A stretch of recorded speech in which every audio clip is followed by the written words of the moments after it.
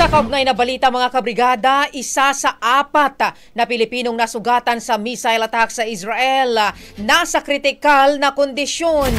Brigada Jigo Custodio, ibrigada mo. Brigada Live Report. Apat na Pilipino ang nasugatan at isinugod sa ospital sa ginawang pambobomba ng Iran bilang ganti nila sa ginawang pag-atake sa kanila ng Israel. Ayon kay OWA Administrator Patricia Yvonne Kaunan, isa ang nasa kritikal ng kondisyon at ang isa ay stable na ang lagay, habang ang dalawa naman ay nakalabas na ng ospital. Pakinggan natin ang tinig ni OWA Administrator Patricia Yvonne Kaunan. Naipit po yung kanyang neck, yung kanyang lieg, and monitoring po ngayon kasi nasa ICU po siya, JP.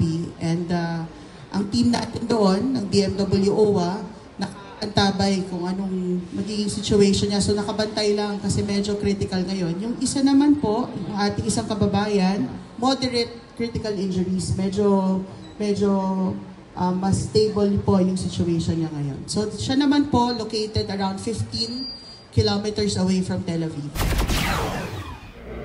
Ang mga nasugatang Pinoy ay mula sa Rehovot, isang lungsod na nasa 20 kilometro sa timog ng Tel Aviv.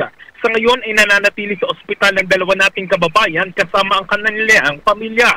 Patuloy naman ang ginagawang monitoring ng OWA at ng Department of Migrant Workers sa sitwasyon sa Israel. Handa naman ang pamahalaan sa mass repatriation ng ating mga kababayan na apektado ng lumalalang tensyon.